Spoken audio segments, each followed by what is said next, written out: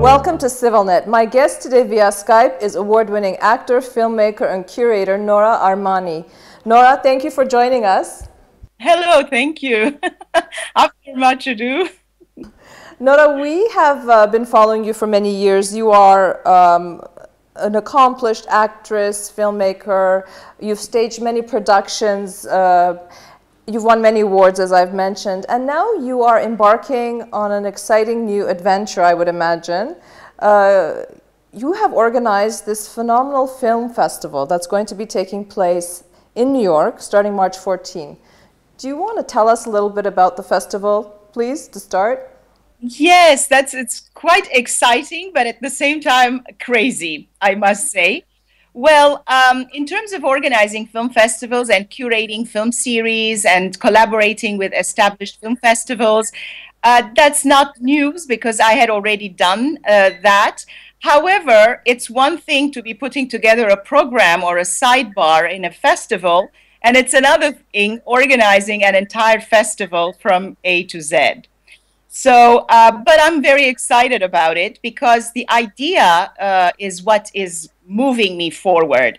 It's not just making another film festival when there are so many around already, but for me, this particular festival has two different meanings. One of them is a reaction to the proliferation of violence, increasing violence, gratuitous violence that we see on our screens on a daily basis. The other one is also a personal homage that I'm doing for the memory of my cousin and my uncle who about 10 years ago were victims of a hate crime. And by organizing this festival, anti-violence festival with social issues, I am kind of commemorating them as well. That's quite an incredible story and what an inspiration for you to embark on this. I'd like to remind our viewers that it's called Rated SR, Socially Relevant Film Festival, New York. And you will be screening, I think, about 30 films, some feature-length films as well. Yes. You know, Nora, oftentimes people talk about the role of art, the role of artists, and pushing forward social change, making impactful products. Some artists will say that is not my responsibility as an artist. I just do my own thing. Obviously, with this film festival, you're trying to create that atmosphere to show that cinema or film can be a powerful medium. Can it be for social change? I am totally convinced in that. And also, I believe that film and cinema has a very, very important responsibility because it's a powerful tool. We live in an age where image is everything. People don't read anymore as much as they used to. They go to look at videos. They go online to get snippets and clips, and it's visual. That's where we are at this point. And just as the film industry or the movies and their content can have a negative effect, by the same token, they can have a very positive effect and can produce positive social change. I am a strong believer in that. What are some of the movies, I mean, is there an Armenian connection to any of this? What are some of the movies that you will be screening? Actually, let me say that, first of all, by the final count, it's more like 55 films. Okay. According to the last press release, it was 30, so it keeps growing. I know, I didn't know that, but the other day when we were doing the final count, we realized that we have 55 films from 18 countries. And the choice of the 18 countries, it's not because we said, oh, this year let's include these 18 countries, but because the films, first of all, the most important thing is the quality of the production. Yes, they have to be socially relevant. Yes, they have to deal with social issues and important human interest stories. But at the end of the day, this is a film festival and it's not a political conference or a social rally or anything like that. So the quality and the production values of what we show have to be up to par. So once the selection was made, we checked to see what were the production countries and counted 18 different countries. And because it's alphabetic, it starts with Armenia. Naturally. Well, and I must say that there is a huge presence as far as Armenian films are concerned, because I have 7 Armenian films in a slate of 55 from international from an international selection. Nora, Armenian filmmakers, Armenian cinema, we are seeing an upsurge in interest. We are seeing more and more Armenians entering this niche. I don't know, it's not a niche market. This market of making films, of bringing the Armenian issues to a global audience, to become part of a dialogue, perhaps, and not only talk about Armenian issues. Do you think that this is an important shift or a promising change that's taking place? Absolutely. And the fact that I have included 7 Armenian films, it's not because I'm Armenian and I said, oh, wow, this is a fantastic opportunity. Let me blow our horn a little bit. I mean, of course, I would have done that anyway, but that's not the main motivation. The main motivation was the fact that there were so many beautiful Armenian films that were submitted. Unfortunately, it was not possible to include all of them, and I am sad to say that there were a couple that didn't get selected, which is in no way a reflection on their quality, but you have to draw the line at some point. Yeah, certainly. Are you collaborating with other organizations that are trying to make social change or progressive movements? Are they part of the festival? Absolutely. They're not part of the festival in terms of organization, but we do have partners who are like-minded, who believe in what we are doing. One of them, for example, is the New York Foundation for the Arts, NYFA, and we have some of their artists. NYFA is a foundation that gives logistical help, fiscal sponsorship, and all sorts of different support and resources for New York-based, basically, because NYFA is a New York organization, artists. And we have 3 or 4 artists from their roster that are in the selection. Then we also have the School of Visual Arts Social Documentary Department, and they are our academic partners. We have the French Embassy in the United States, their Cultural and Film and Entertainment Division, who is also supporting the event and giving us advice and proposing films for us.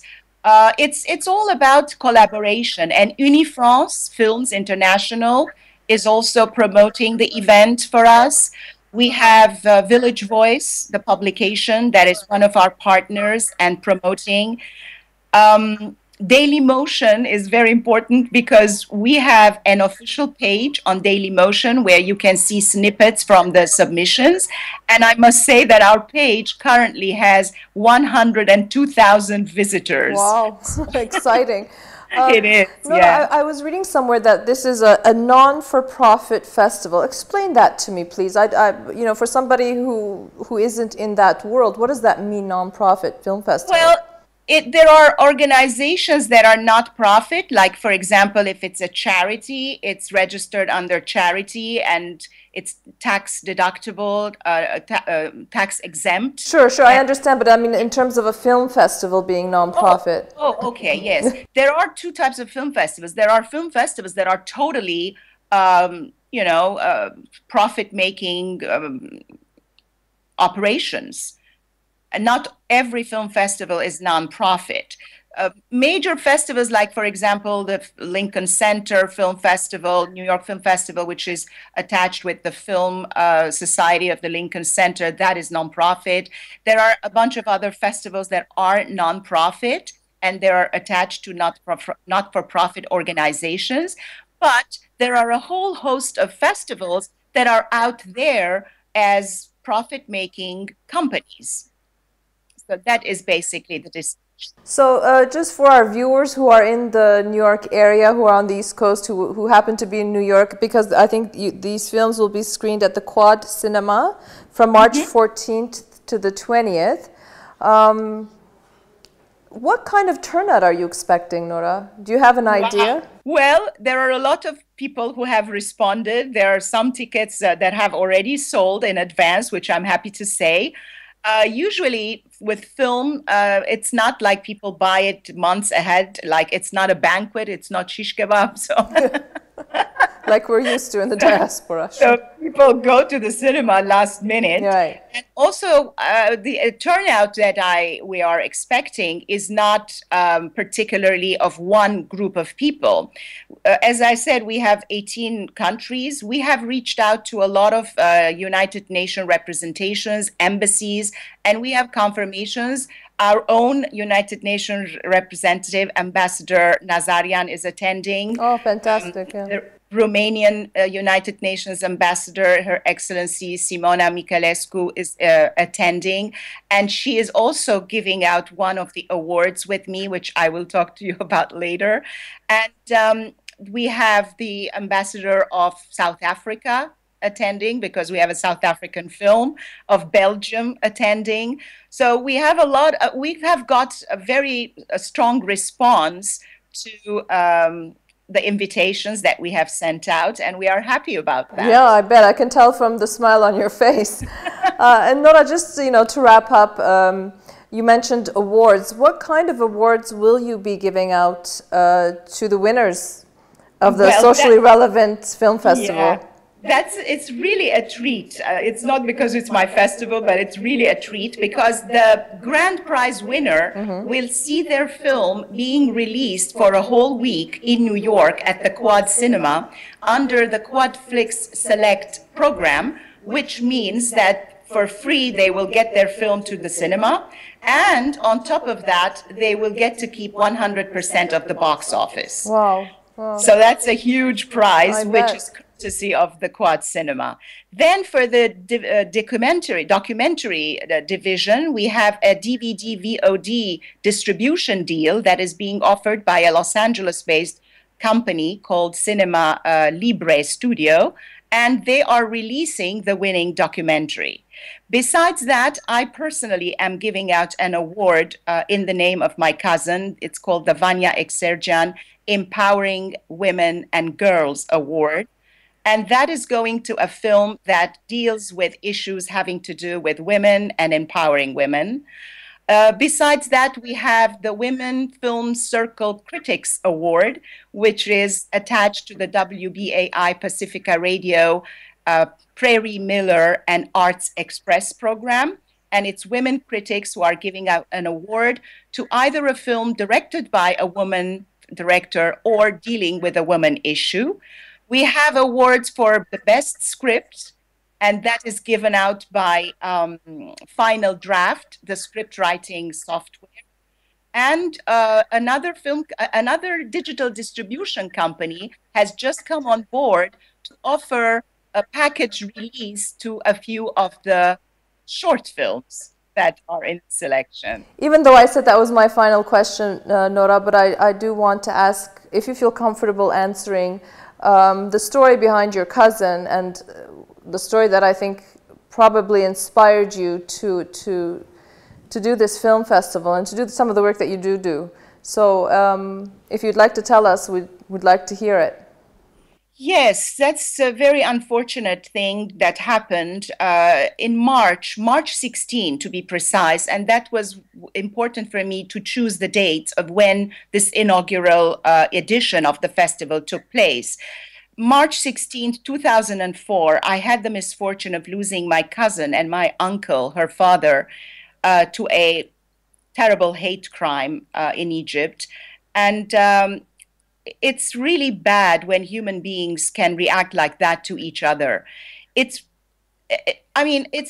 horrible because we are all human beings, and regardless of what differences we might have, whether they are religious, ideological, or whatever, it does not justify the violence and killing that is rampant in the world today. So in a way, this festival is a reaction to that, but it's also commemorating their memory.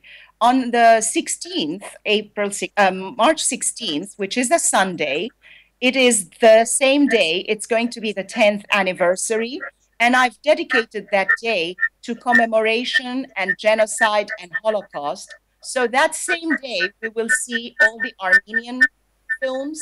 We have a couple of films from the USC Shoah Foundation that have been generously donated, we have been allowed to show them. And for me, that is a way of commemorating the untimely death and disappearance of a lot of people, as well as all the victims of the genocides and the Holocaust, who are basically victims of hate crimes. Well, Nora, I think that's an amazing and inspiring way of celebrating the lives that have been lost. And I want to congratulate you and wish you the best of luck for the opening of your film festival. And I would like to remind my viewers that our guest was Nora Armani, an award-winning actor, filmmaker, and curator. So thank you very much, Nora, for joining us. Thank you so much. It's really important for me to have this interview, not because this is the Filmmakers Festival. This is a festival that allows the filmmakers to shine, and without any coverage, they will not be known. So thank you so much for giving this opportunity to talk about the festival. Thank you. Thank you, Nora. Thanks. Stay with Bye-bye. CivilNet.